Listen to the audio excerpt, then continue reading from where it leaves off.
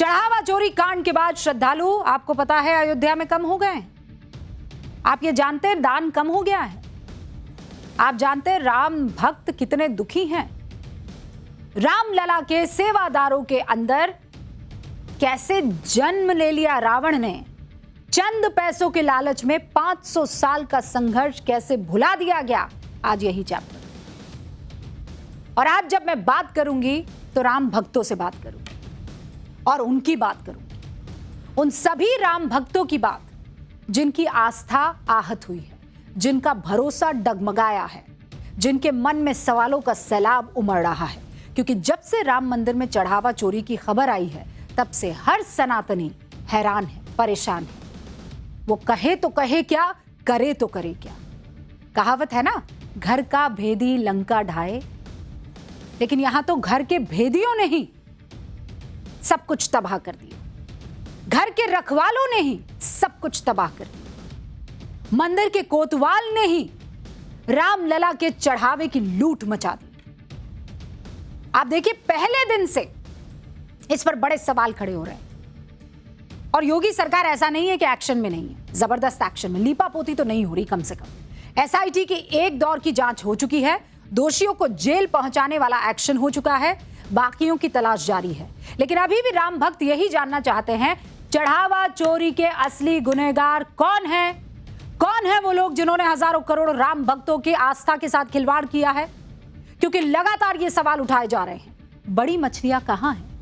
छोटी मछलियां तो फंसा दी गई, बड़ी मछलियों को क्यों बचाया जा रहा है? सवाल ये भी पूछे जा रहे हैं, क्या चढ़ावा संभालने वाला मैनेजमेंट फेल हो गया?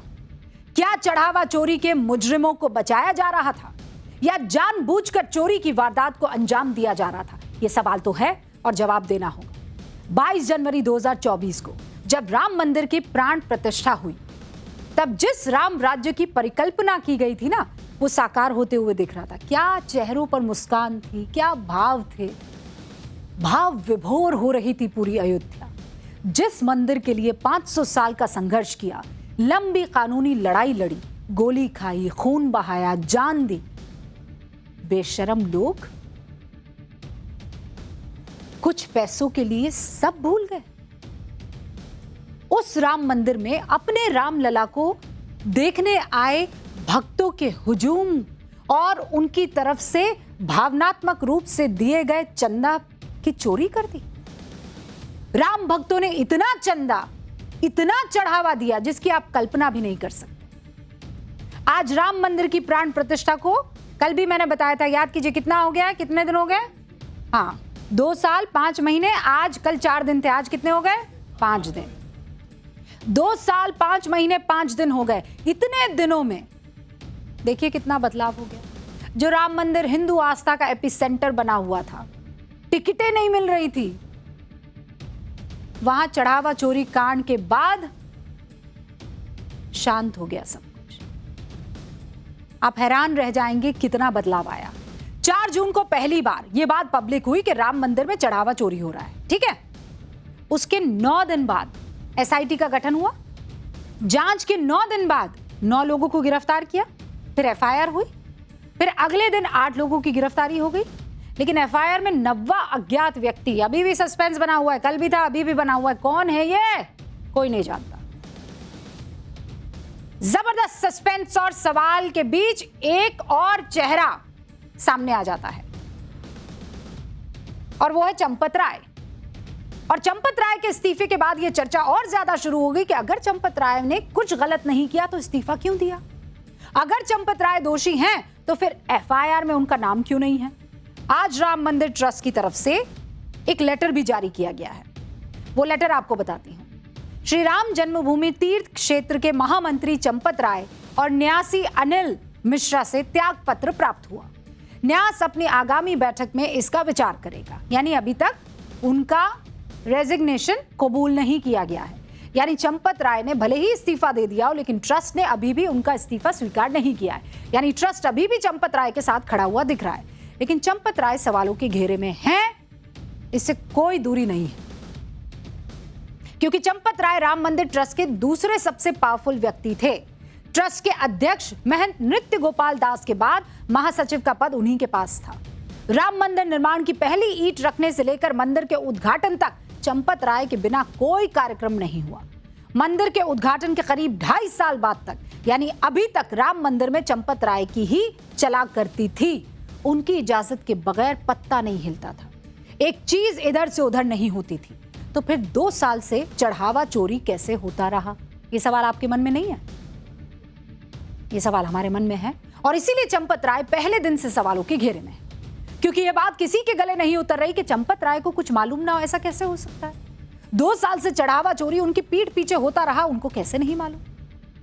और आप देखिए कि एसआईटी ने चढ़ावा चोरी मामले में जिस व्यक्ति से सबसे पहले पूछताछ की थी वो व्यक्ति चंपत राय थे, लेकिन उसी एसआईटी की जांच रिपोर्ट के आधार पर जब एफआईआर होती है तो उसमें चंपत राय का नाम नहीं होता है।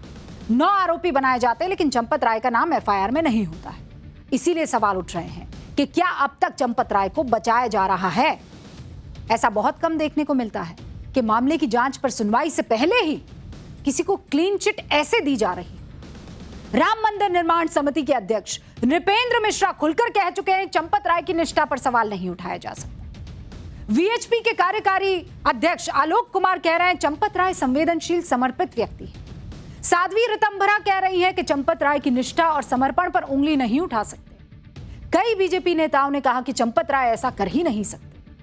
अयोध्या के कई साधु संतों ने चंपत राय पर भरोसा जता दिया। चंपत राय के बारे में बहुत से लोगों की अच्छी राय है और ज्यादातर लोग ये मान रहे हैं कि चंपत राय जैसा व्यक्ति चढ़ावा चोरी जैसा महापाप कर ही नहीं सकता।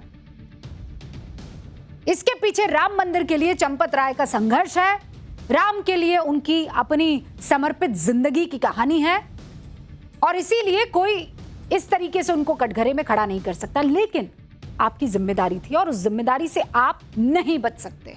सारी जिंदगी उनकी समर्पित रही, लेकिन अगर यहां अनदेखी हुई तो जिम्मेदारी किसकी है?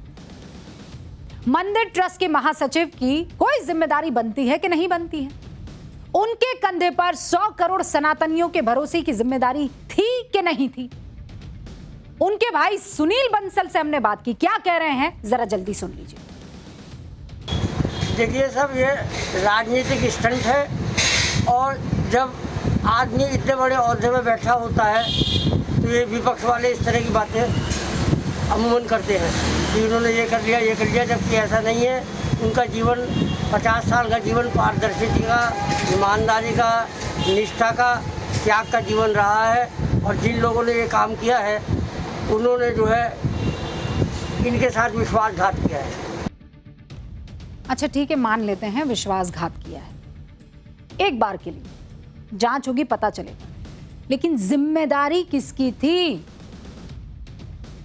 अच्छा इंसान है, सब कुछ त्याग कर उस जगह पहुंचा इंसान है, लेकिन अगर जो जिम्मेदारी दी है उसे नहीं निभा पाए तो सवाल तो उठने लाजमी है ना।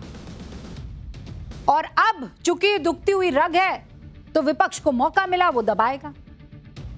अखिलेश जी फुल मोड में है, कह रहे हैं अगर चुनाव जीत गए हम तो अयोध्या में सियाराम धाम मनाएंगे। एक ट्वीट किया उन्होंने, मतलब पोस्ट एक्स पर, हम ये संकल्प लेते हैं कि नई सरकार बनाकर अयोध्या को एक ऐसी धार्मिक नगरी के रूप में विकसित करेंगे जहां विश्व भर से आए श्रद्धालु सच्ची आध्यात्मिकता की अद्वितीय अनुभूति करेंगे। प्रभु के आशीर्वाद के साथ हम अयोध्या के सनातन मान को आस्था, श्रद्धा और सच्ची भावना के सियाराम धाम के रूप में पुनर्स्थापित करने का संकल्प करते हैं। अखिलेश यादव यही कह रहे हैं कि ये धर्म से ज्यादा धन की तरफ ध्यान देते हैं। इनके लिए धन ही धर्म है, धर्म बाद में, पहले धन। और ये जो हुआ है व्यवहार, ये बहुत चिंताजनक है। हमारी आस्था के साथ खिलवाड़ है। तो ये आस्था के साथ जो खिलवाड़ किया है वो प्रभु श्री राम कभी उन लोगों को माफ नहीं कर सकते। इधर कांग्रेस भी राम मंदिर के मुद्दे पर बैक फुट पर नहीं है, फ्रंट फुट पर खेल रही है। राहुल गांधी का कोई बयान वैसे तो अभी तक इस मुद्दे पर सामने नहीं आया, लेकिन उनकी बहन प्रियंका गांधी आई, सवाल उठाए। वो भी यही कह रही हैं कि आस्था के साथ चोट हुई है, ये नहीं होने दिया जाएगा। प्रियंका गांधी जांच की बात कर रही है, अखिलेश यादव सियाराम धाम बनाने का वादा कर रहे हैं, लेकिन कभी उस दौर की बात नहीं करते जब रामलला टेंट में थे। आज सब बहुत एक्टिव हो गए, सियाराम धाम बना रहे हैं, बड़ी बड़ी जांच की बात कर रहे हैं। आप सब कहां थे जब संघर्ष हो रहा था? अयोध्या में जब टूरिज्म का सूखा पड़ा था, आप लोग कहां थे? रामलला जब उस स्टार्ट में थे, तब कितने लोग गए थे वहां पर दर्शन करने? उस वक्त के हालात क्या थे, आप भूल गए? मैं दिखाती हूं। IIM लखनऊ की एक स्टडी के मुताबिक फरवरी 2024 से पहले तक अयोध्या में हर साल 1,70,000 पर्यटक ही पहुंचा करते थे। अब कितने पहुंच रहे हैं हर साल, कोई बता सकता है? कितने होंगे भाई? पहले पहुंच रहे थे 1,70,000, आज की तारीख में कितने होंगे? सब तो देख लिया ना, पर्चा लीक हो गया है। ये मेरी PCR टीम गलत काम कर रही है, इतना जल्दी पर्चा लीक नहीं करेंगे। हर साल 5 से 6 करोड़ पर्यटक आ रहे हैं। पहले दुकानदार रोज 400 से 500 रुपए कमाते थे, अब दुकानदार रोज कितना कमा रहे हैं? वेरी नाइस, देखो देखो देखो, टिपो 2,500 रुपए। पहले सीमित होटल्स हुआ करते थे, कोई नेशनल चेन वहां पर नहीं थी। अब कौन कौन है?